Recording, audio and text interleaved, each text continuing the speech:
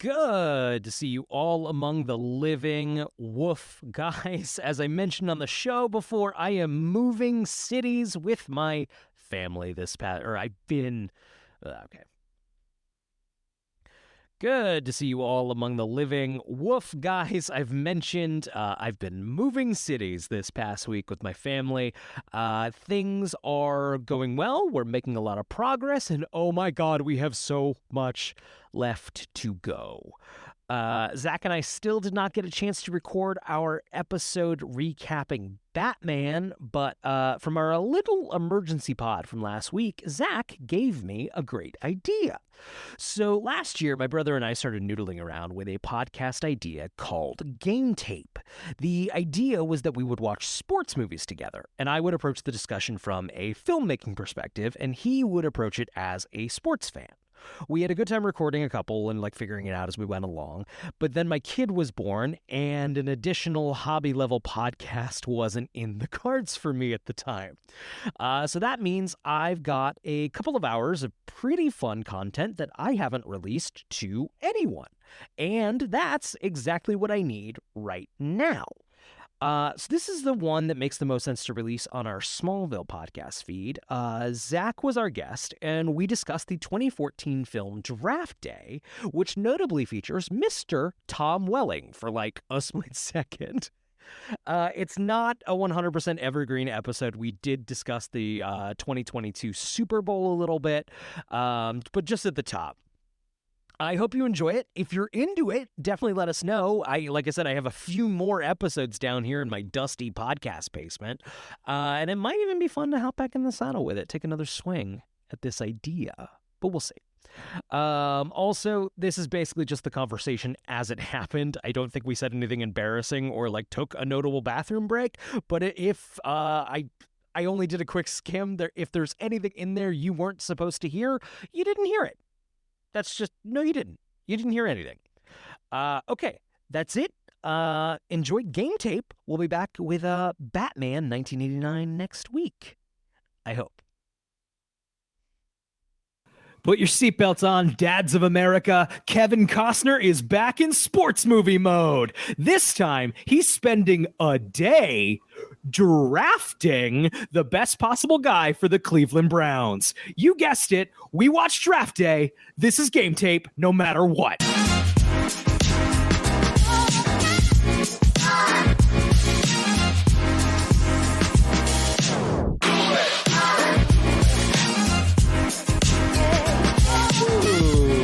Hello, everybody. Welcome to Game Tape. I'm Brian. I like movies. I'm Pat. I like sports. I'm Zach. I like Loud Brothers. Oh, man, do I have good news for you. Do I have the show for you? Zach Rowe, thank you so much for joining us. How are you? I am just elated to be here. I know you don't get into the movie right away, but just a little preview.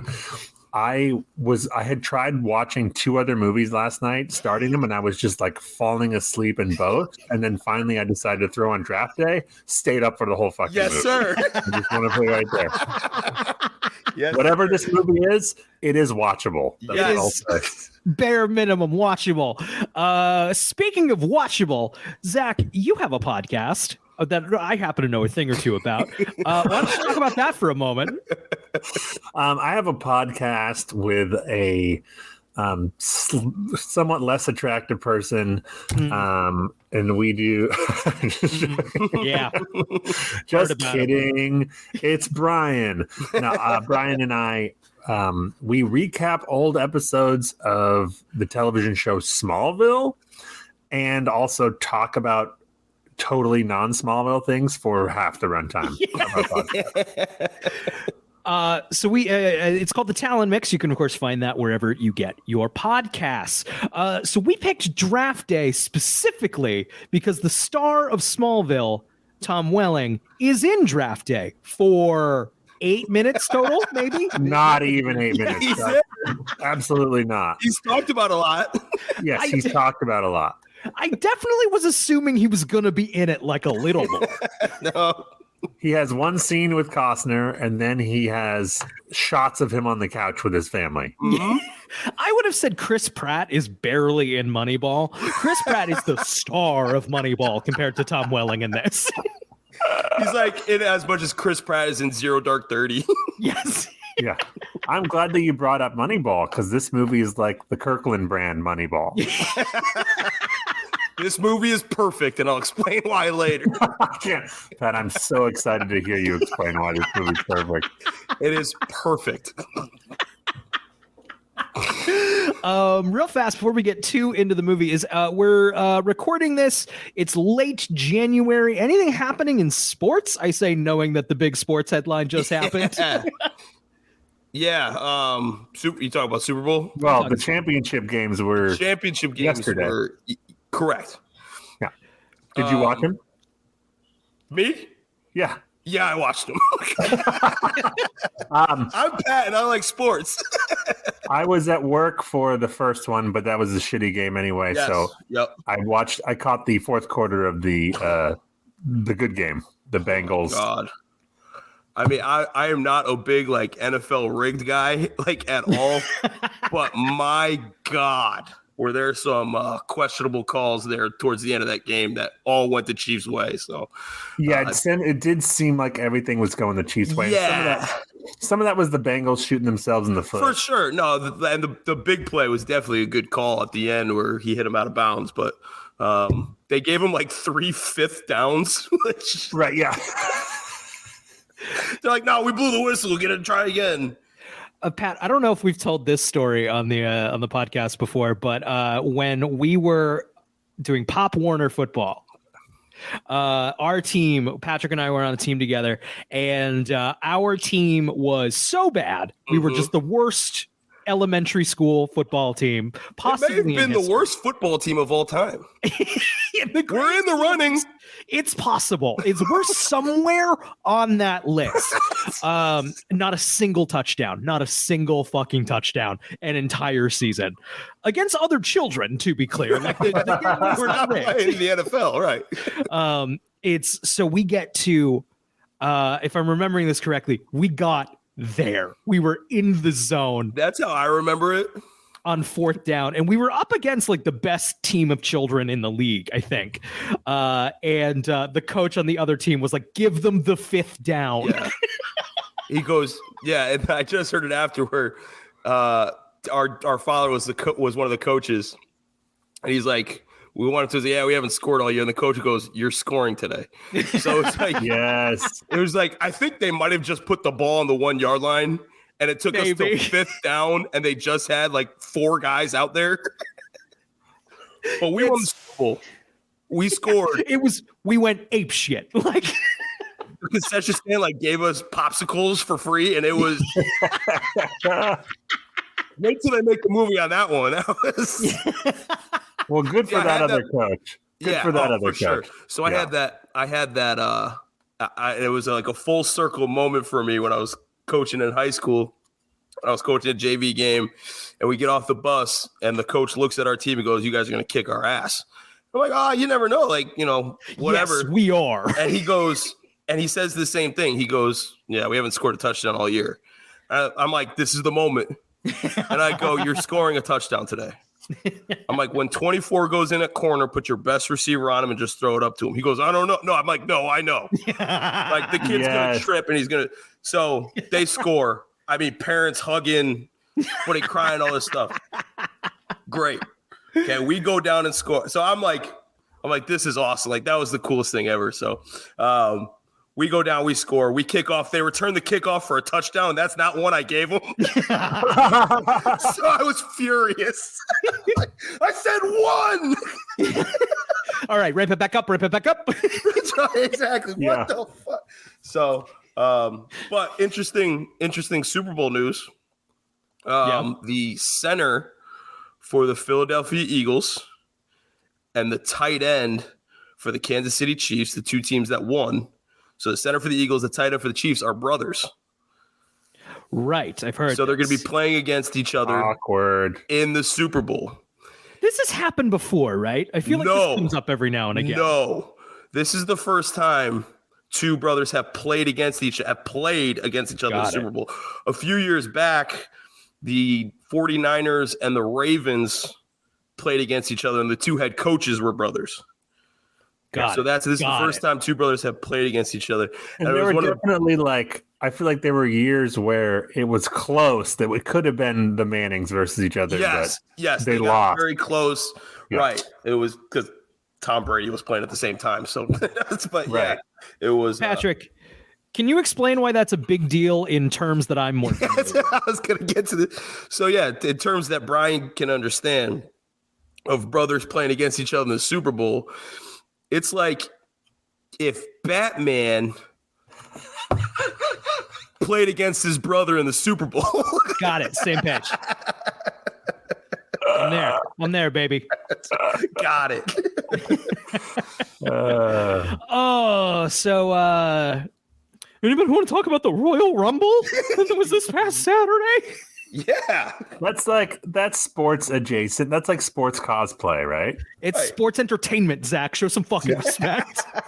I do think my understanding of it is I might be butchering this. I'm a wrestling liker, but not a guy who knows anything about it. I like it when the sweaty, roided up dudes fight.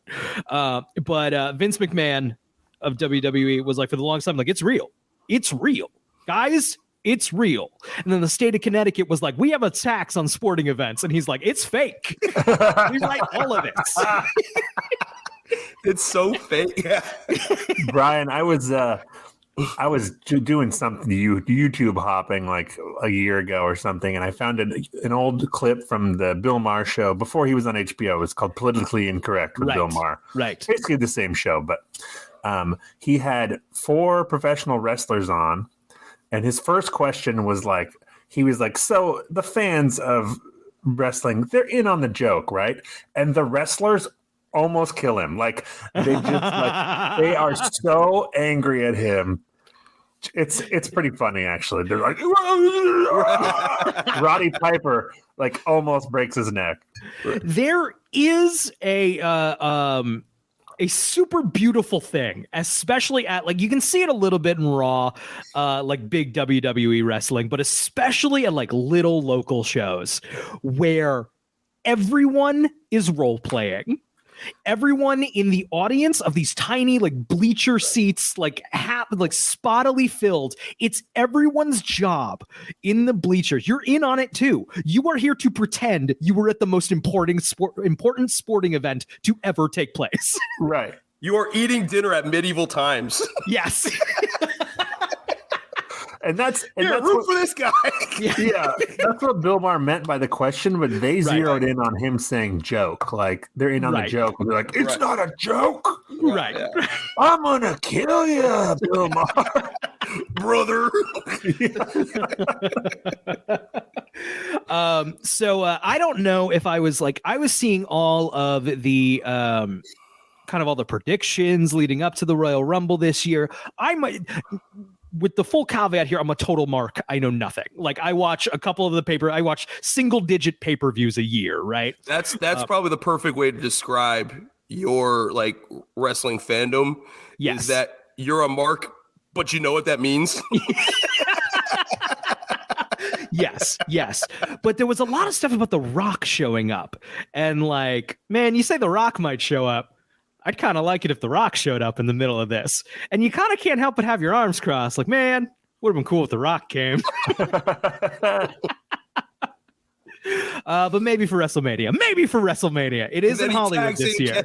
And then he tags in Kevin Hart because Kevin Hart has dirt on The Rock or something. Yeah. I'm convinced. Oh, guys, should we start talking about draft day? Yes. All right, let's kick it over to movie. Let's kick it over so to much. Jumbotron real fast. Draft Day is a 2014 film starring Kevin Costner. It is the final film directed by Ivan Reitman, director of classics like Ghostbusters and other classics like Kindergarten Cop, Twins, My Super Ex-Girlfriend, and Dave. Dave is a good movie. Fuck everybody who says otherwise. Wait, why did we list Super Ex-Girlfriend before Dave? He was saving it. Yeah. Draft Day, the film received mixed to positive reviews with critics, with a 60% fresh rating on Rotten Tomatoes. Despite its okay reviews, this was a huge box office bomb. It bowed out at $29 million with a $25 million budget. I believe this came in fourth place that opening weekend, which is rough. Which, granted, they were going up against Captain America Civil War, which of course was going to be number one. So like they're kind of assuming, but yikes. I think this is we're really 2014. We're really seeing the end of the adult drama, right? Like, also it's the end of like we're like 10 years past when Kevin Costner could have done this movie and it been successful. Right, definitely. What I do think is interesting is this screenplay was actually number one on the Blacklist in 2012. The Blacklist is a famous Hollywood list of the best unproduced screenplays. This made number one in 2012. We'll expand on that being interesting a little later. Now, normally this is kind of where I list all of the like sports movie cliches. We don't actually have a ton of them here. No real inspiring speeches, not a lot of infield action, no devastating injuries that happen on camera. We do get a points on the board here, though, for major big-time daddy issues. Kevin Costner's dad does not show up at the end, though, at the draft day. Like, I'm here, son, at the draft day, because Kevin Costner's old as fuck and his dad is dead. That's right. Well, his dad does show up. His dad does show up at the end of the movie. His dad is in it in the form of ashes. Oh, I thought you were going to talk about. I was like, did I miss? Was there a Force Ghost? No. The mom walks in halfway through it with him in his ashes. I think it counts. It counts. Broad, really high level before we start getting too much into the plot of this movie. I thought this movie was not that bad, but also not very good. I think the cause felt a little I love my Kevin Costner. Little asleep at the wheel here. Lots of people a little asleep at the wheel here. Director Ivan Reitman, maybe a little asleep at the wheel here. He's very old. Also, these have the most insane split screens. The most insane fucking split screens I've ever seen. Zach, what were your like very broad, high level thoughts? I didn't think it was good, but I thought it was a solid. It's Saturday afternoon, and I'm looking for something to watch while U.S. Marshals is on commercial break. Like, what is there a name for that? It's not channel surfing. Like when you're just going back and forth between two on commercial break. There isn't, yeah. When you're ping-ponging. I was reminiscing about the last button on the remote. Yes. Yeah. They should list in like descriptions on cable. They should list suggested pairings for movies like this. Like, yes. Draft Day pairs well with Alien Resurrection. Yeah. Yeah. The Negotiator really brings out the Costner performance. Genius. Patrick, what were your high level thoughts here? Okay. You're chomping at the bit here. I feel like we kind of got to talk about the movie before I really of why. Sure. Okay. Now, I will preface this by, again, this might be a reason why I didn't do well. That obviously, there's football is not niche. I want to say football is a niche thing. Okay. Right. But draft nerds is. Sure. I am a huge NFL draft guy. Okay. I love it. It is no joke. My favorite day in the sports calendar is draft day. So I have that in it. That's the name of the movie. It's the name of the movie. This movie, I'm not saying it's good. Okay. I didn't say it's a good movie. What I'm saying is this is a perfect movie. When you understand, okay, that this is not a football movie, this is a draft movie. If you go in with that, this movie is perfect. I feel like you obviously have more of a knowledge of the NFL draft than me. I know sports in a very general way, but I suspect this movie is to real general managing what Lethal Weapon is to real policing. I mean, there are some deals that go down in this movie. Yes, it's not that far off, and that's what makes the draft great. Now you don't it's have the a baby. day of the draft. Yes, and he hasn't even considered drafting. He hasn't done any research on this motherfucker. Because he didn't know he was going to have the pick. He doesn't talk it over with his assistant. He didn't know he was going to have the pick. You don't have a baby with Jennifer Gardner like every draft day, but like the actual GMing stuff, and the human drama of the NFL draft, they like kind of nailed it. That these are phone calls that happen that entire day. Patrick, not to put you on blast here, but I do have here former Green Bay Packers Vice President Andrew Brandt criticized draft day as lacking any true depiction of how an NFL team operates leading up to and during the draft, and less realistic about business of sports than Jerry Maguire and Moneyball. Okay, well, what does he know?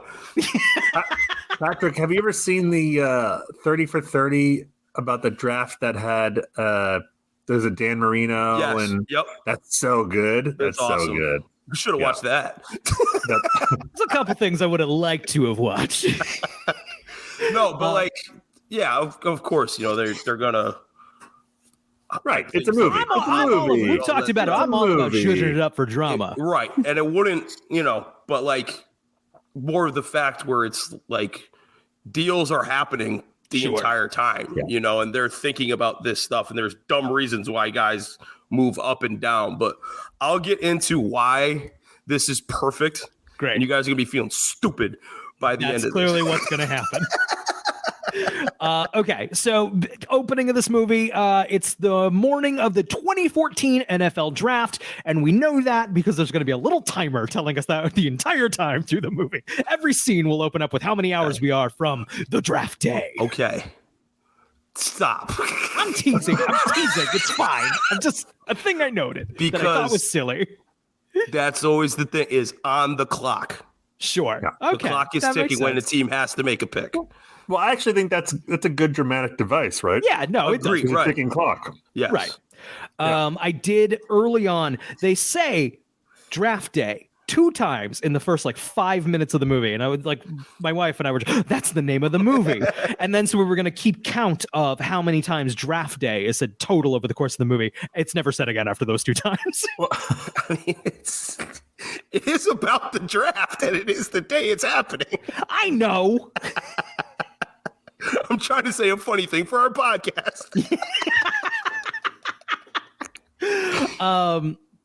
So we've got the cause here. Kevin Costner, of course, in many a sport film. I think this is kind of like Back in the Saddle, doing another one of these. And he looks tired. He looks not that into this. Right. I do think, Brian, I don't know. I do think he probably should have, 10 years earlier, it would have been perfect. But I don't necessarily think it's Costner, because I think all these actors in this movie are really good actors, and none of them are doing their best work. And I think it's the directing. Right. I really do. All right. It's like a low energy something or other. We needed more energy here. Sorry, Pat is giving me he's throwing a yellow flag. Red flag challenge. Here's where it is, and this is point 1 of why this is a perfect movie. Okay. And this is why I think it was intentional the way Kevin Costner acted. Okay. Kevin Costner, who plays Sonny Weaver Jr., who is fictional, correct? Who is fictional. Okay. In this, so I'm talking about in this movie. Yeah. Sonny Weaver Jr. is not the general manager of the Cleveland Browns in the fiction of this movie. Okay. Do you know who is the GM of the Cleveland Browns in this movie? No. You are, as the audience. You are getting all these little bits of info on these players. they're not saying that Bo Callahan is really you don't really see Bo Callahan being a bad guy. You're just getting these little stories where you're having to make these decisions on these guys. You're getting a little bit of the Ray Jennings story, the running back with a rap sheet. And then you find out later what it is. You're like, oh, I might take him. You get the Vontae Mack of like, well, he got kicked out of this game. You know, what's it? And you're getting all this information as he gets it. And I don't think they wanted it overplayed. You are the general manager making these decisions. If they could have done a choose your own adventure, that would have been better. But that's what this is. I agree. I agree with you in terms of, I think the script is not bad. And I like the element of, you're just getting all these pieces, like you said. That's great. Right. I'm just talking about the actual performances themselves are just a little bit like fair. There's a lot of like solid character actors in this movie doing like really mediocre work. Mm-hmm. Which let's be Zach, to your point, Reitman clearly like came up in his walker and was like, how old was he when he made this? This was his final film. He passed away last year, but he went into retirement after this. So I will say, I do want to bring up one actor performance, and I don't know the actor's name, but the guy who played the owner, I think he plays a fantastic rich guy. That's Frank Langella, and Zach is now throwing a flag. He plays such a good rich guy. Is throwing a hard flag here. Was it? There's no way it was in the script that he doesn't take his sunglasses off the entire movie, was it? That was a choice, right? That was a choice. They are in Cleveland. Frank Langella is an Oscar-winning actor, and I think he's giving his worst work in this movie. Well, then he's got some good work out there because he plays a great rich guy. You're not supposed to like him. Okay. So while we're on the Frank Langella train here, we meet him early. He's getting on a plane. He's going to New York for the draft. No, to see Spider-Man Turn Off the Dark, which made me laugh out fucking loud. What a great dated but great reference. Great reference. I never got to see Spider-Man Turn Off the Dark. If you're not familiar, that of course was the Spider-Man Broadway show that was around this time and famously kind of a disaster. It was supposed to have this very impressive wire work that every single person who played Spider-Man got hurt on. Every single one got really seriously hurt. Yeah, there's a reason you didn't see it, Brian, because it shut down after like a day. So my old boss, his mother-in-law came to town, wanted to see a show, got them all tickets for Spider-Man because you like that stuff. And he said, no, please don't have gotten these for my benefit. No. I highly recommend, because I think it's the only like solid footage maybe we can see this fucking thing. On Letterman, they did a number from it, and it's insane. Really? It sounds like the most like coked out, stoned out thing you could possibly do with Spider-Man. And also fucking Bono did the music for it from fucking U2. Is it better than the aborted Tim Burton Batman musical with Meatloaf singing the music? I remember that. There was a Batman musical in the works. There are demos out there where Meatloaf demonstrates, if you will. Those are much better. Take with that what you will. So I do want to talk about when we meet the owner character. I forget what his name is. Anthony Molina. He's at a water park. Yes. Oh God. A water park that he owns, and he's talking about this big slide that makes a big splash, and he's saying, that's what I want you to do, Kevin Costner, to make a big splash. My question for you guys, did they reverse engineer the setting of that from the word splash? Absolutely. The city of Cleveland was like, you're going to get this tax break. Make sure they know we have a water park. This is going to bring all the people to the fucking magical city of Cleveland. They got I'm saying the other way, Brian. I'm saying they wanted him to talk about making a big splash. Like, we need a metaphor. Let's have it be at a water park. They have the only river that catches on fire. They need to hype up the water in Cleveland. I'm with Brian. No, this came down from the state of Ohio. Well, they did. If you want a tax break, show Cleveland's fantastic water park owned by Frank Langella. I like just even in the world of the story, Summer fun for the whole family. within the reality of the story, he calls his GM to his water park to walk around. Yes. So he can tell him to make a big splash. Yes. He's got to sell the point. Like he could have told that story in his office. But you don't see the slide. You don't see the splash. Yeah, you don't see the sun. It's motherfucker's in the back of his car, in the back of his limo being, I'm going to bring that motherfucker to my water park just to really illustrate the point. You could do that when you're a billionaire. Yeah, right. Right. I am glad that it was closed though, because like the NFL draft happens in April. Like in April in Cleveland isn't really water park time. So at least anytime is water park time in the magical city of Cleveland. Believe that, baby. Switching gears a little bit here, we also get the Jennifer Garner storyline here. Jennifer Garner is in the Coz's house. They're a little mad at each other. I don't think we get all the details here, right? Those are revealed a little later in the movie. Correct. Emily and I played the game that's always fun to play when you have actors with a large age difference of like, is this ex-wife or daughter? The first time I saw this movie, I thought it was his daughter for like half of it. It's neither. They're fucking currently. Correct. This was not written for someone as old as Costner, right? This was no. Like GMs are usually older, but this was like supposed to be someone in their 40s. Yeah, I think. I mean, this was not someone in their 60s. Yeah. This is kind of supposed to be Brad Pitt and Moneyball. You know what I mean? Yeah. Let's do Moneyball because that's a really good movie. Right. I fucking love Moneyball too. But poor Jennifer Garner, I think in this movie, and I'm not saying Jennifer Garner is great, maybe not one of the greats, but just. I don't know if this Blacklist version of the screenplay had more for that character to do aside from like look to camera and be like, I know football. But there's a lot of those. So I need to, because it's the one part of the movie I don't like. So Coach Penn, who is Dennis Leary. Love Dennis Leary. Sorry, just need to throw that in there. He's great. So they have this like lunch scene. Oh, I know exactly what you're talking about. And Dennis Leary is trying to be like, you don't know football because you're a girl. You're a lady. You don't know football. So he's listing off all this terminology of why he doesn't like rookie quarterbacks.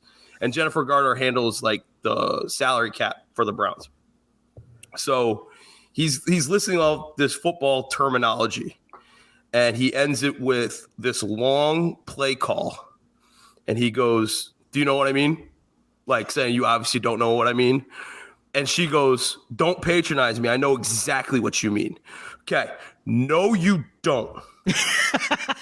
Not because you're a female. It's because those are nonsense words. Because that was Moon Man talk. To anybody outside of the offense, those words mean nothing. Bill Belichick, who's the greatest coach of all time, those words don't mean anything to him because that's not the offense he runs. So the play he calls is, you ready for this? Ready? I'm actually going to close my eyes so you can tell I'm not reading it. Okay, right. The play he calls is double X jet ice cream 36 counter naked waggle at 16-9 Tennessee free. Okay, is the play that he calls. Couple things in there. Okay, no one knows what ice cream is. You can't possibly know what ice cream is. Also, there's two words in it: naked and waggle. Those contradict each other in football terminology. You can't run in a waggle and a naked in the same play. Those contradict each other. So, but pretty much so when you're outside of the offense, no, you don't know what that means. No one knows what it means unless you're running that offense. That's funny. Was that a joke by the screenwriters? Maybe like I don't think like, so. He says it really contradictory. He says it really fast. So I think they're just like football word. Mumbo jumbo. The whole thing with Dennis Leary's performance in this for me is it lets his performance more the characters. Like, oh man, that's basically the Philip Seymour Hoffman character in Moneyball. Moneyball's a real good fucking movie. I wish I was watching Moneyball. Philip Seymour Hoffman in Moneyball is much less likable than Dennis Leary in this. I don't, it's not that he's super likable, but I just remember Philip Seymour Hoffman being like really unlikable in that movie. Love that performance in Moneyball so much of just over it. Like just over it. And like you can see there's like a shell of a man that's been crushed by bureaucracy a little bit and he's kind of given up. Dennis Leary is, hey, remember me? I stole Bill Hicks's whole thing. Well, it's not fair to compare Dennis Leary to Philip Seymour Hoffman when it comes to acting. But like it is at the end, like as a fan, and these movies are obviously very one-sided in their storytelling between a general manager and a coach when you're following the general manager the entire time. And it's like, why doesn't the coach just no, the coach is the one that knows the strategies. Like the GM doesn't. That's such like a thing of the successful organizations. The GM and the head coach are on the same fucking page, and the GM should listen to the coach on what he thinks. Right. He's the one who's done that stuff. So that always bothers me. But so there is the kind of the thing that sets the whole plot into gear is Costner makes a rough deal with the Seattle Seahawks manager. Yep. So he's going to get the cause is going to get the #1 draft pick this year, which will let them pick up the big, strong football guy that everybody likes. That's Bo Callahan. But in exchange, Pat, you might have picked this up better than I did. They're giving up like the next 3 years of picks. How does that work? Correct. So you can trade picks for as long into the future as you want. Fucking full bullshit Monopoly style. Yes.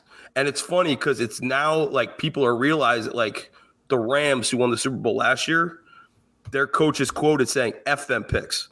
I'm going to trade these picks for guys that I know are good instead of rolling the dice on these guys. So that's how they kind of built themselves. Now, again, you end up having to pay them eventually, but you go on these little runs and get a Super Bowl every 5 years because you could just reload and, just get these guys. So what he did there was at first he wanted their #1 that year and the #1 the next year. And then the pancake eating shit that keeps coming up is the funniest shit in any fucking movie ever.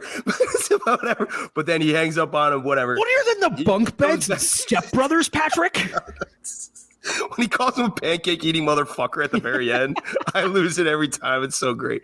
But no, so he ends up trading away their first round pick the year that they're drafting now, the following one and the year after. So the #1 picks, whenever the Browns are slated to pick, that pick now goes to the Seahawks. So the Seahawks will get 2 first-round picks. Got it. That's a bad trade? Yes, based on the reactions of the people in the film. Not if Bo Callahan turned out to be correct, John Elway. That's not a bad trade. And this is where the movie gets kind of like correct. It was to move up to get a franchise quarterback. Like that happens all the time where guys will overpick. So they actually mention it, and it's one of those things that I always roll my of football, and they just stop the movie in its track and goes football story. They mention it. It's like what did the Redskins give up to move up to 2 a couple years ago? It was like 2 1s and a second. He's like, well, shit. Well, I do that. So they'll do that to go and get a franchise quarterback. No one's going to do that to go get an outside linebacker. Got it. And also, more often than not, the quarterback turns out to not be. Yeah, I mean, it's right, and it's all a crapshoot. It really is. So that's why it's kind of becoming a new trend of people are saying, "F them picks" like this. Right. Like they're so overvalued. It's crazy, especially in the NFL. Because how many rounds in the draft in the NFL? 7 rounds. Yep. In the NBA, you have 2 rounds. 2, correct. Right. Because there's so many less players on each team in the NBA. Right. But like the picks are way more meaningful in the top 10 of the. I mean, that's correct. Yep. So, Brian, sorry. I'm sorry. I have a quick question No. for you, Brian. Yeah. When you see these team names in this movie, like Seattle Seahawks, Arizona Cardinals, is that just gobbledygook to you? Is that just totally meaningless? I exist in the world, and I have been a subject to NFL branding my entire life. No, but I mean, when you hear the name, like you don't have a connotation of. I guess I couldn't tell you. I can't really tell you what's a very good team, what's a not so good team. So then you don't know how ridiculous it is that in this movie the Cleveland Browns have an illustrious history. Yeah. No, I kind of knew that. Yeah. They go through that, and it's just like they go through and the Browns were very good. The Ravens. Well, yes. So the Browns, Cleveland lost their team. They moved to Baltimore. Right. Okay. Right. I'm remembering this, and they got it. Yeah. Right. And they were very good. They never won the Super Bowl. They're always close. Like Elway beat them a couple times. Like they were always in the conversation. And then so they moved away. And then a couple years later, the NFL goes, all right, Cleveland, you can have your team back. But they didn't bring the Ravens back. They had to start basically from ground zero and like build. It's a real Billy Corgan playing with the Smashing Pumpkins, but it's a completely different lineup back there. Like, what the fuck is this? Right. And they've been bad ever since. So, the organization that is currently the Cleveland Browns does not have illustrious history. There's no legendary players or coaches. They've been around for our lifetime. We're older than the Cleveland Browns. I was sitting on the couch going, I didn't think the Browns were very good. The one thing the movie really gets, though, is like Jacksonville being the punching bag. Right. Well, this is Cleveland getting the 7th pick is pretty good for that. That's successful. So the way it works is the worst team with the record gets the first pick, and then on. Super Bowl champion gets the last pick, and so on.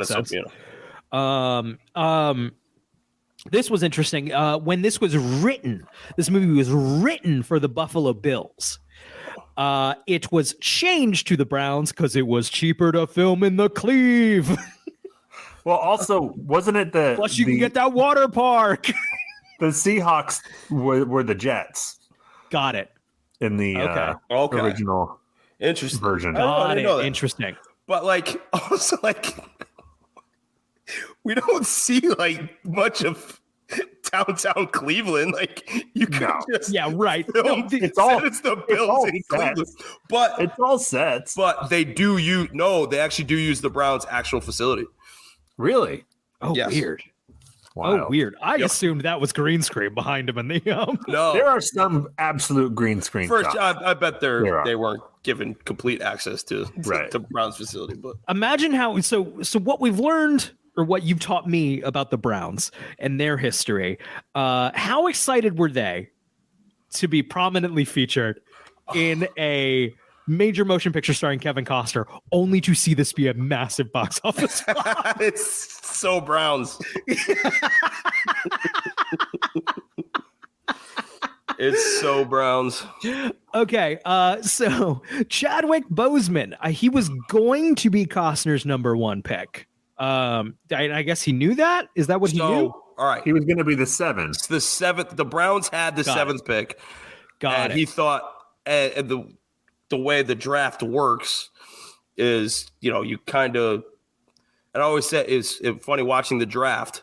The first 3 picks every year, who's taking who. Sure. So me and my buddies always have this time of year when we're watching the draft together. It's like after this pick, you just see it. He's like, all right, now the draft actually starts. So what Bozeman did was he looked at the mock drafts, he says it, and if he goes past Cleveland at 7, he's going to fall to the late teens. And every pick is slotted with guaranteed money. Number 1 pick gets paid most, and then it's millions and millions of dollars go down as you get further and further in the draft. So that he was begging to be the 7th overall pick. Right. Cleveland is taking a chance if they take him at 7. Yes.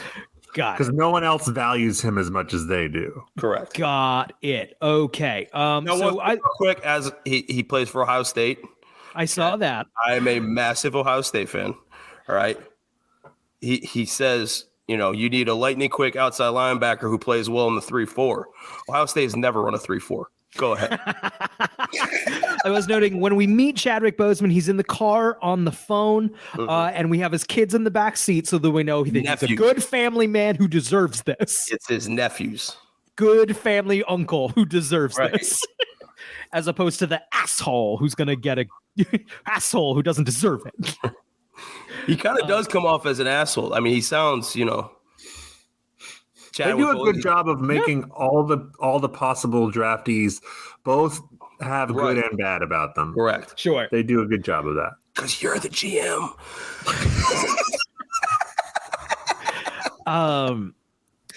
Okay, so Boseman at one point tells Costner to rewatch him versus Callahan. I'm going to admit, I lost the thread a little bit on the storyline. I got a new phone today and I was playing with it. Okay, I'll explain it.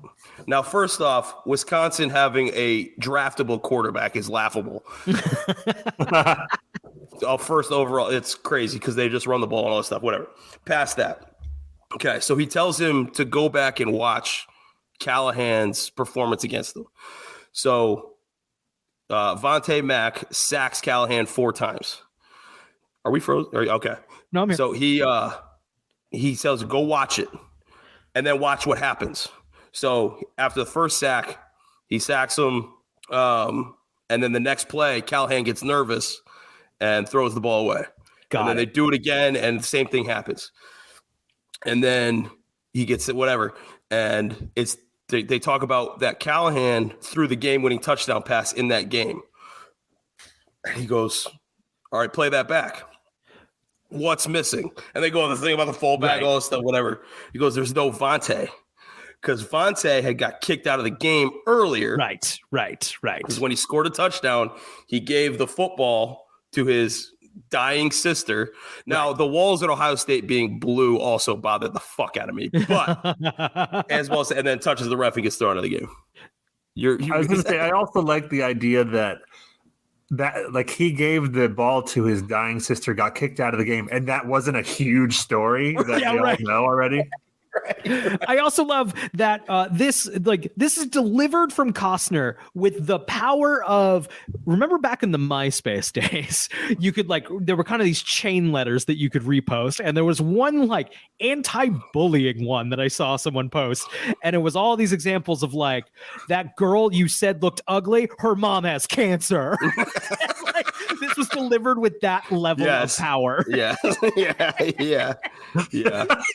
Where is he? He was giving the football to his dying sister. Right. Shut up. I like this movie. Pat, we talk this way about Smallville, a show I know. This is just how we talk about things.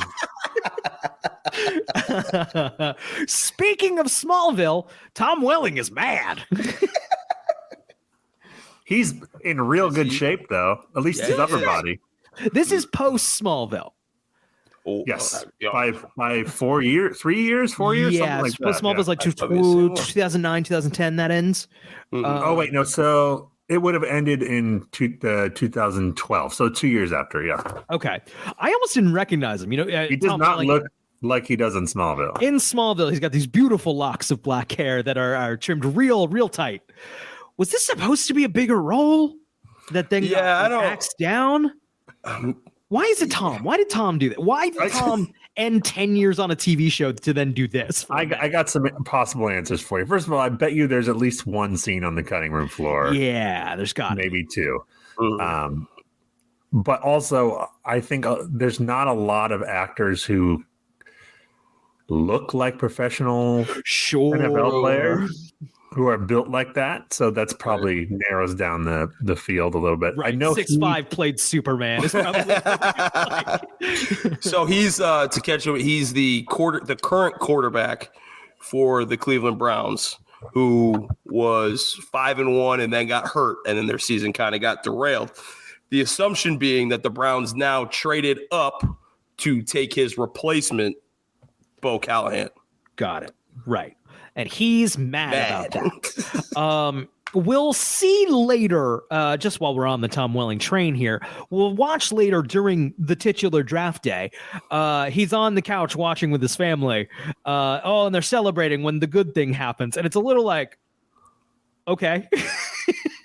Well, I can't say I had much emotional stake in Tom Welling's well-being in this story. I think you could have cut. You could have. Did you hear the story about him giving the $100 bill back, Brian? that is so cool. I don't, Brian. Okay, this man. Listen, and I get poor NFL guy. Whatever. Okay, you trade teams. You're moving your family to a different city completely. You could be moving across that's a stressful kind of situation where if they take, or you're not playing and not getting paid as much, that kind of deal. So I'm not saying in reality, but like within the confines of the movie, like who the fuck is this guy again? Like if I didn't know that was Tom Welling, I'd be like, who the fuck is this guy again? What's he? Why is he so happy? See, but I do think that's why they put all these little stories about him being cool in there. So you're like, yeah, I like hear that story. I don't think I put together it was him.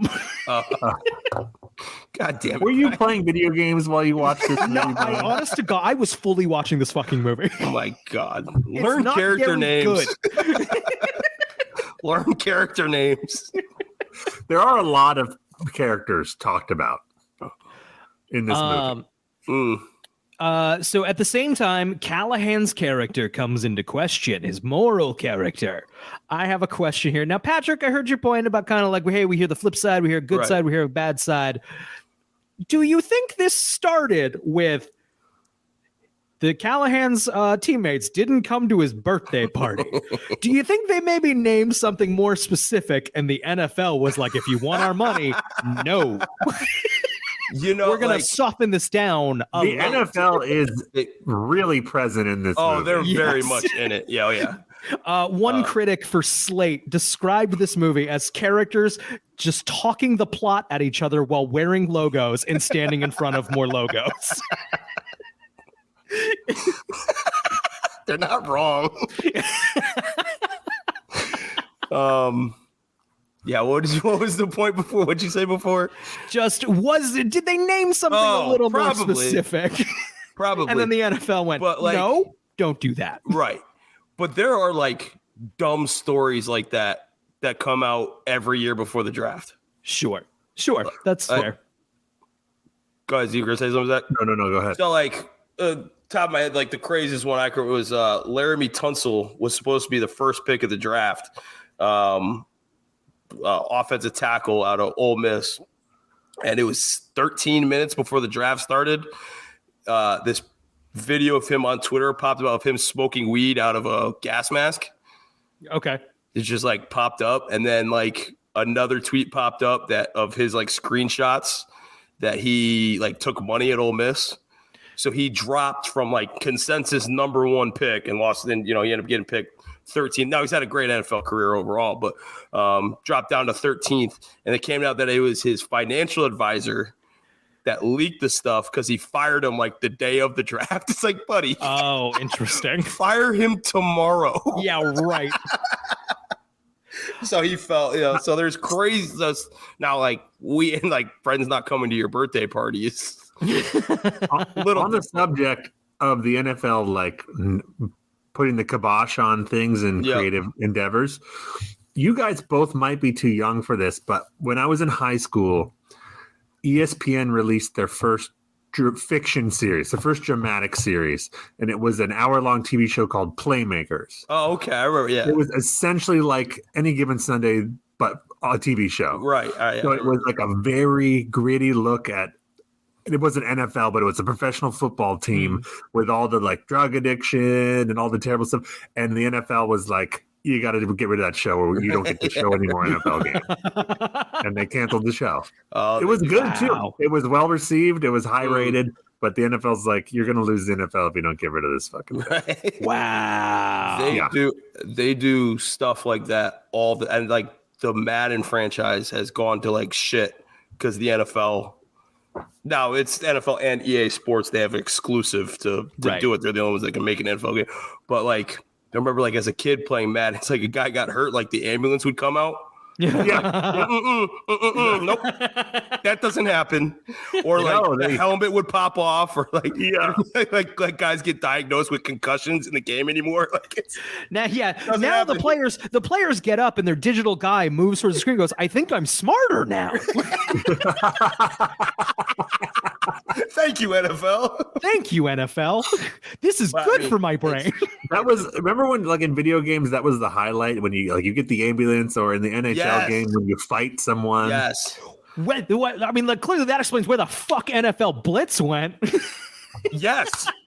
NFL is like no mas. I fucking love NFL Blitz. NFL Blitz was arcade football to its purest. Of like, you could like the play would be over and you could just run into guys. You could tackle dude like this pass interference. You could tackle anyone at the field. Right. Oh yeah. It was incredible. Many years ago, Patrick and I were playing Mutant League football together, which came out for Switch. There's the old original Sega game, which is very good, and then they released this modern 3D one for Nintendo Switch that isn't great. But we were playing it, and we're in our parents' basement, and I do something stupid. Mutant League football, for the record, is like monsters playing football. I do something real stupid, and Pat is like, Brian, you can't do blah blah blah blah blah blah blah at blah blah blah blah blah. Next play, Patrick steps on landmines that are on the field. And it's like, Patrick, you can't step on landmines. Oh, it was great.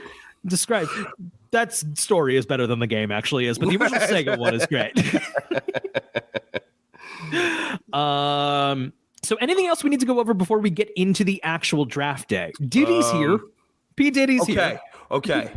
So here's it's a quick line from it when Diddy plays Bo Callahan, the quarterback's agent. Right. Okay. And they're in like a hotel room getting ready for him to go to the draft and like picking the shirt as he's talking to him. It's such a great small line that I doubt you guys even might have picked up on. But he starts talking to Bo Callahan, and they're going through it, and he's giving generic lines that anybody would give. Diddy holds up the sign that says his dad, because his dad had just passed in this movie. And he goes, oh, and my condolences on your father. Costner's character goes, thanks for saying that, Bo. Hey, thank Chris for me too. He knew. Yeah, that's funny. I'm like, it was great. It's awesome. That's very funny. I have just a couple general observations before we get into the specifics. Yeah. And this is not a criticism only of this movie. This is almost every movie. When they have newscasters or sportscasters, the copy that they're reading almost never sounds anything like something an actual sportscaster would say. And I don't know why they don't go to actual writers of these things to look over the script and like just make it sound more like or just have the guy who does it, because those are the guys who call the draft. Those are they use those guys. But and like obviously the acting's not great, but like.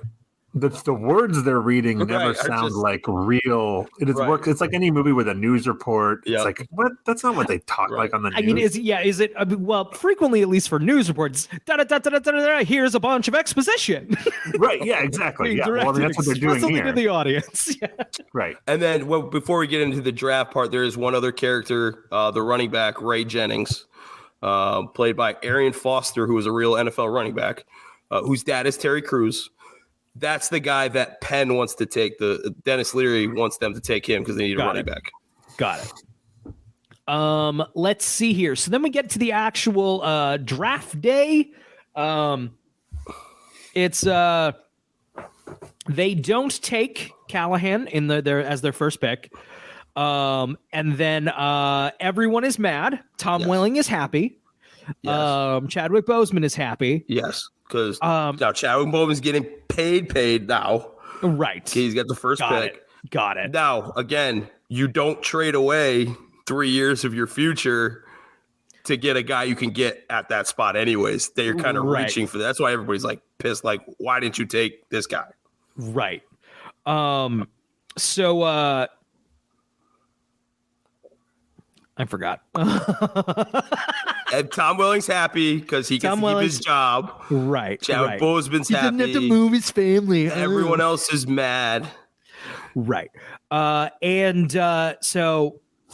I still can't think of what the fuck I was going to say. But I will say it's one of the coolest parts of the movie is that he writes something down on this green piece of paper in the morning in like the opening scene of the movie. He writes something down, folds it up, puts it in his pocket. Right. And it keeps coming. Like you keep seeing it. You keep see characters open, whatever. When he takes Vontae, he throws the piece of paper onto like the table in front of all of it. Dennis Leary opens it up and it said Vontae Mack no matter what. Because no matter what happens today, I'm taking him. And he just kept, you see him keep looking at it through the whole time. That's such like a cool moment of like, no, that's my guy. Yeah. I'm going to take him.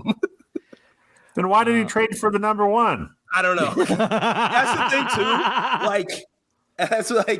I think it's a big misconception. None of it is planned out before him. He's reacting. He's being very reactionary to it because like he's with Jennifer Garner going, well, I just fucked that up. Right. But whatever. And then the guy comes busted in saying Callahan still hasn't been picked. Oh, we didn't mention Jennifer Garner is pregnant with Kevin Costner's 60-something-year-old baby. Now, the baby's not 60-something, Kevin. I don't fucking know. I don't know about that. Speaking of really old people, Bo Callahan is like almost as old as Whitney Fordman. That's a little reference to Callahan makes people. He does not look like he's right out of college. So then I think we get to the big last minute, the climactic trade, which is the scene from Moneyball where Brad Pitt is at his desk having and there's like 3 phone lines. They've stretched it out and made it a not as good finale for this movie. But he's going up against the guy from the Seahawks. Yeah. Who's a bad guy because he's on a different team, even though he has the same job as Costner. Correct. So he ends up being able to work it out with Jacksonville. And this is where it does happen where like even after you pick, you got to find out like who's taking what. If they're going to take my guy, I got to get ahead of them. Sure. So he jumps up, he talks to Jacksonville with that young guy. Now, you don't really trade the 6th pick for like 3 number 2 picks, whatever. But he jumps ahead of the Seahawks because now the Seahawks are able to trade back, get all these future picks and the best quarterback. So they're about to get up. So he has to jump in front of him. He works with Jacksonville. Now he has to now he's trying to bait Seattle to take his pick and give him the picks that he traded back. Got it. Right. I love the draft. Those insane fucking split screens are happening. There is a split screen. So the split screens, and I understand awesome. The impulse here of like this movie is a lot of conversations on the phone. Right. And so there's maybe some need to flash it up here. I don't know if it was the right call. They frequently have like over the traditional like half frame split screen, like Costner's shoulder will be over it. At one point, we see a split screen. We see Costner walking down a hallway, Dennis Leary talking in front of a whiteboard, and then a green screen Costner walks in front of the frame and then down through it and then into the room, and it's the most disorienting thing I've ever seen. It happens a couple times. He's talking to the GM for the Chiefs who's trying to trade for Brian Drew, and they're on the phone, and he walks like through the frame past Costner, and he walks back into his frame as they switch frames.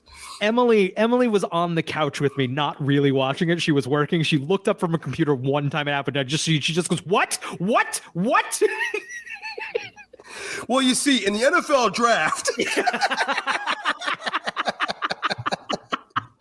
This movie made me really note that acting a phone call is not easy.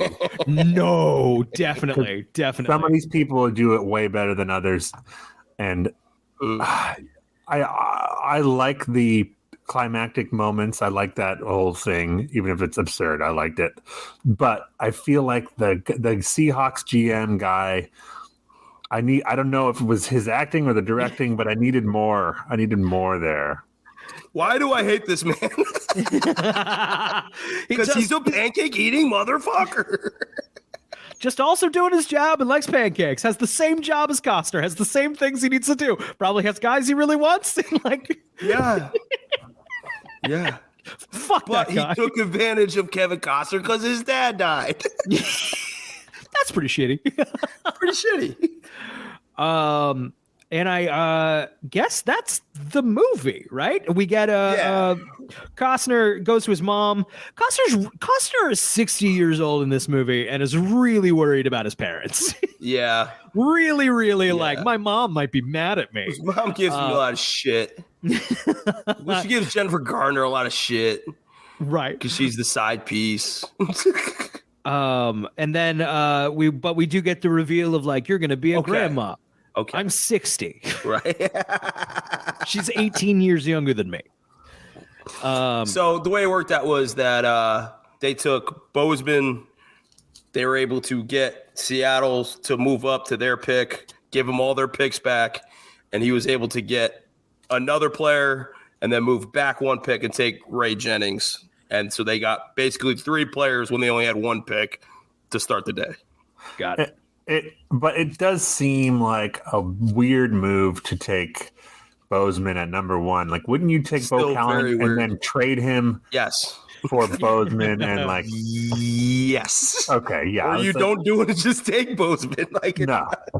Yeah, it's weird. And again, he didn't plan it. He just kind of reacted. He saw the hole and he took it. But like, yeah, it was a dumb move. You'd be getting clowned. Anybody have any stray notes, stray thoughts that we didn't cover? Okay. The ending. The ending of the entire movie. And this is what makes it a perfect movie. Okay. And it's not a good thing to say it this way, but what the best part about this movie is what it didn't have. Okay.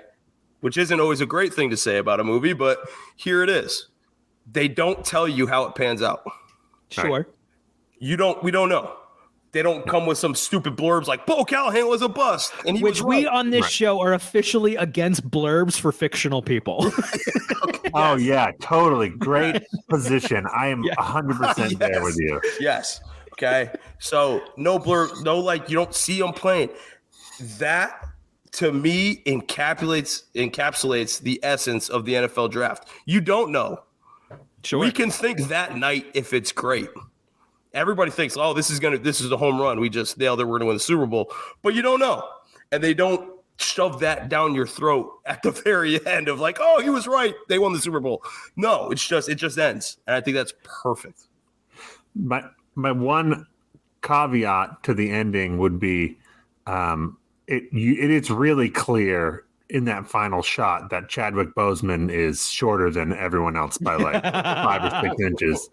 And isn't he playing a linebacker? A linebacker, yes. Yeah, I think he says he's 6'4" at one point in the movie. Oh. Very much not. Yeah. Let me make sure I didn't miss. I thought there was one more thing I wanted to say. I do too. Oh, there was a line where Costner is talking to the Seattle Seahawks guy, telling about the trade or whatever, and Costner's like, "I checked all the chat rooms." yeah. Chat rooms. He's 60. Give him a break. Okay. He also says, "Don't Twitter," but that was Twitter. intentional, right? Whatever that means, yes. Right? I'm old. All right. 2 more things, real quick. Okay. When they start the draft, the commissioner walks out. Mm-hmm. It's like saying that the draft has started. Okay. They're cheering like, hey, commissioner's here. We're starting the draft. 100% of the time, he gets booed the shit out of. Boo! Like everybody hates Roger Goodell. Like there's not a single fan base that likes this guy. They all boo the shit out. And now he's getting lame where he's like pretending to be in on the joke. Where he walks up and goes, oh yeah, come on, give it to me. I could take it. Whatever. It's like, no, you're just being lame, whatever. Also, too, and this has gone through the new format of the way the draft works now, is where they go first round on Thursday night. The next 2 rounds are on Friday night. And then the last 3 are on Saturday throughout the day. It used to be the draft to a Saturday morning, and they just went until they got tired and then finished it on Sunday. And it was awesome. It was a grind, whatever. But like, here's the big part of it. It's like the GM's job after round one is very far from done. Like, most of the work is still ahead of him when this movie ends. Right. Like, you still have like 6 more picks to make, dude. Like, and that's where you like build your team. Like, you make the splash in round one, but like these are the guys you need to make your team good are coming up. So you just walking home with Jennifer Garner is not happening. You're going back to work. While we're on the subject of Roger Goodell, I do want to say a lot of people play themselves in this movie, and I actually think he acquits himself quite nicely, more than most. He has like one line of dialogue, but it seemed natural. It was he's a robot anyways. So he nailed. Yeah, he was the best actor because he played himself really well, just dry and unlikable. We didn't mention Griffin Newman is in this movie as the mousy intern. He's great. He's always great. He's of course the host of the Blank Check podcast, which is incredibly good. And hey, that kid's going places. Yeah, he did well. He acquitted himself. Who else is in this movie? Because there's a lot. I like the investigator is the guy who finds out that no one went to his birthday party. That guy he was the cameraman in Scream. He was the handicapped brother in There's Something About Mary. Wow. No, he's got incredible insights. I've got Kevin Dunn appears in this for a moment. Yeah, but he has like one line. They're wasting him. It's Emily wondered if the Kevin Dunn. He's in it for a second. He's in like Veep. He's the guy who gets the pick. Kevin Costner calls with the pick. Oh, okay. Yeah. Okay. Emily actually wondered, and I think she's maybe right here. I wonder if this had the same casting director as Veep, because there's a lot of Veep people. Oh yeah, probably sprinkled throughout. One of the guys in the war room is from Veep. Timothy Simmons, yeah. But I'm looking through. I'm not recognizing many other names on the cast list here. Any of the as himselfs. Chris Berman. Chris Berman's in it. Yeah. Terry Crews, but not as himself. Not as himself, but as Berman, John Gruden, who turns out to be a real piece of shit. Not for football things, for like real like asshole. Like, boy howdy. What is the? Why can't I think of his name? Sam. What's his name? He has one scene. Sam Elliott. Oh right, Sam Elliott's in here for one scene. He's like the college. He's the college coach of Bo Callahan. Yeah. What the hell is he doing here for a scene? What is happening with the casting of this movie? I like in that scene he's talking while his team is practicing behind him. Yeah, that doesn't happen ever. Yeah. And also he's facing away. He ends the call and he turns to him and goes, "You guys look like shit out there. Like you weren't even watching. You weren't even watching. You were facing the other way." And it's April. College teams are not practicing in April. That's illegal. He coaches for the Arena League in the spring. I guess so. Because my God. The CFL. But he does a great angry hang up. Yeah, audio. And then like it made like a click. Yeah, right. He threw it down. Fuck this guy. I'm flipping through the Wikipedia right now, just seeing if there's anything interesting, guys. This I mentioned this came like 4th in the box office. Mm-hmm. This was beat by the horror film Oculus by Mike Flanagan, which, woof, that is a cheap little movie, but horror does well at the box office. Rio 2, the Blue Parrot movie. And then at number 1, this is Captain America, the Winter Soldier in its 2nd week at number 1. Oh, boy. Why do you guys think it did so poorly? Because it's again, like I said, it's such a niche thing. Is like there are diehard football fans that don't care about the draft. Sure. So like you are probably cutting like your NFL base in half, or they're like see who their team picks in the first round and they won't watch the whole thing. So like it's not. I also think, But Moneyball was a huge hit, and that's just about math. but I think a big part of it is a lot of people who are real nerds about this stuff don't want to see a fictional Right. version Sure. of it. Right. Like Moneyball was based on a true story. Right. Sure. Right. And I assume also Moneyball maybe had some word of mouth of like, fuck, this movie's really good. Right, yeah. Uh-oh, we But made a good also- one. And Brad Pitt also has significantly more star power than 2014 Kevin Kevin Costner. Oh, I do want to mention this too. You mentioned the dollar bill trick, the $100 bill trick in the Yeah. playbook in the Yeah. back. There is a somewhat kind of real story with that. Was Jamarcus Russell, who's one of the biggest draft busts of all time. He was picked number 1 overall, and he was terrible. They were convinced that he wasn't watching film, so they would send him home with blank DVDs. And they're like, what you think of like the Nick, what you like it, out of that package? He goes, oh, I liked it all. It was blank. Great. That was fantastic. Busted. Got him. So Zach, what we do when we come to the end of the show is we try to give the movie a rating, but we rate the movie as a score from the sport that it is based on. So we need to score this movie as if it were a football game. Does that make any sense? Are they the winning team or the losing? Like, who's the Winning is a good movie. We Okay. give both scores. Like, is it a close game? Is it a, Right. it's a, The- or Patrick, to make it more appropriate, do we name where this is as a draft pick? That's what I was gonna do. Okay. I was going to say, as a score, this is an NFL tie. Those happen. No. Okay. I know. That might be more exciting. Here's. I thought about this a lot today. This is just wait. This is a first round draft pick. Not in the top. Listen. Not in like the top 15.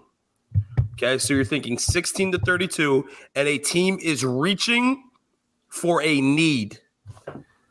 So this team needs a left tackle. I'm just going to trade up to go get a left tackle. So we need a movie. We need a movie about a draft. We're going to go get it. You know what? Good It's enough for probably me. reach at like 17, but like we need it. So we're going to go take it. I think this is like they took it in the 3rd round and they could have gotten it in the 4th. Yeah. But it went on to be a player who played for many years. Never That's any my- good. And many years means kind of on rotation on FX during the afternoon. Yeah. I'm keeping this movie alive, God damn it. Just whenever U.S. Marshals is at commercial break. Yes. Maybe you'll hit the last button on that remote in time to see one of those crazy fucking split screens. Patrick, you have a Yes, trivia question for me? I do. Can I be like a phone a friend since I'm kind of in the middle here? I think you Sure. should participate in Either of you needs both. help? Yeah, participate in both. Yeah. And if you have a question, go ahead and because you're not going to get this one. All right. The first player ever drafted in the NFL. Oh, fuck. Wait. Okay, because I'm going to make it easier on Of it because course, of there's course. no way you'd get it. Right. Okay. His name is Jay Burwanger. What college did he go to? Okay. Now, Zach, we have a rule. You have to take a You guess. have to guess. You can't say I don't know. Right.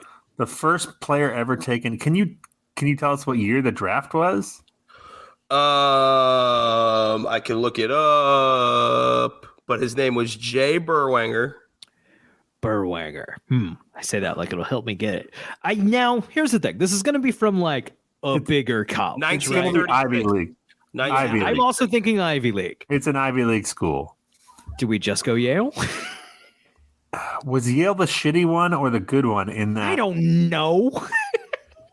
There's a documentary I watched about a football game where Yale and another team play, and it was a tie. But Is that Harvard? yeah. Yale beat Harvard beat Yale 29-29. Okay. Okay, so Yale would be the good one. We're locking in Going Yale. Yeah. It was not Yale. Okay, it was the University of Chicago, Oh, All close. right, we were way off. who is now a Division III school. He's the only high. So he was actually also funny about Jay Burwanger was he was also the first Heisman Trophy winner. It was the Downtown Athletic Club Award, and they renamed it the year after, which goes to the best player in college football, most prestigious individual award in sports. He was the first winner of that, first pick of the NFL draft, never played in the NFL because he made more money working in the rubber factory. Yeah. So he never That's played great. in the NFL.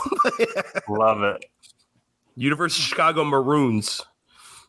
Brian, trivia question. It looks like you're counting something. Okay. Yeah, I was. Okay. So this is a little bit of a different take. Zach, Patrick, Kevin Costner is famous for starring in or being in many sports films.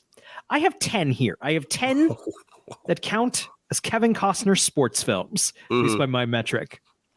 How many can you name? Field of Dreams. Bull Durham. Yep, of course. For Love of the Game. Yep. Draft Day. Draft Yep. Day. The Upside of Anger. Yep. You're not supposed to get these right, Zach. That's the bit. So there's 10 that count. He wasn't in Hoosiers, was he? No. It's Hackman. Oh, Tin Cup. Yep. Tin Cup, very good. What are we at? 6. I say we like I'm helping. No, we're not going anywhere, Brian. We can name. He was in one recently, or not recently, but a few years back. It was another football movie. Fuck. Gridiron. No, I'm not going to get it. It says Wildcats. I'm trying to think of older football movie, but Okay, hold on. So the remaining ones, Brian, can you tell me what decades they're from? A little all over the. There's one that's semi-recent. The others are a little more early career Costner. Interesting. And these count as sports movies. He's not the main character of all of them. So then they're much older if he's not the main character. Right. Can you give it a sport? There's several. Well, that's 4. Is he in the biking movie? Was in the what's it, Breaking Away or fucking I don't have Breaking Away, but you've hit a vein. what's the biking movie called? It's got Dennis Quaid in it, right? I'm not sure. I just read a summary of it as I was looking up movies that counted. Oh man. Yeah, I think I'll that's say, yeah. Okay. You got it. That's it. Yeah. All right. We're missing. we got 6. You got 6. That's pretty good. You've got Chasing, You got 5. I got 1. And I got the obvious one. Chasing Dreams, American Flyers, The Art of Racing in the Rain, where Kevin Costner voices a dog. I read that book. It is phenomenal. I got McFarland USA. That's the one I couldn't think of. Oh, yeah, it was And then I cross-country. have a bonus one here that if you had got all of them, I would have got you that you were missing. Play It to the Bone in 1999. He is not starring in the film at all. It is a boxing movie, and there's a bunch of celebrities in the audience, and Kevin Costner is one of them. Yes. Wow. Yes. Oh, Yeah, man. I feel good. I named pretty much all That the was ones really I would have good. known. Right. No, there's some bullshit ones on there that I mean, like I said, I didn't know half of these. Tin Cup is a lot of fun. Yeah, Tin Cup is good. I guess that's it for us, everybody, here at Game Tape. Thank you so much for listening. Hey, leave a review on Apple Podcasts or we'll die. Zach, thank you so much for joining us. Where can people find you in podcast land? On the Talon Mix. You should listen to it. It's a good show. New And also- episodes drop on Friday generally. that is correct. I've been on it Where- twice. Pat, okay, so actually, this is sort of meant to be like a double thing. Pat, you're on whatever the latest episode of the Talon Mix is also. Oh, yeah? We haven't recorded that yet, but we talked about Okay, it. gotcha. I know we Just come talked. up. Okay, So I didn't the know it was the Talon- latest. Yeah, okay. I'm Well, down the with it. Talon Mix episode will push to this episode, and this episode pushes to that Talon Mix episode. Synergy, baby. Yes. The two great brands finally reunited. Finally. Because there's a lot of overlap between There is. Yeah. sports and Smallville. There actually surprisingly is, but I guess that's it for us here. Good game, Pat. Good game, Brian. Good game, Zach. good game, game, Pat. Good game, Brian.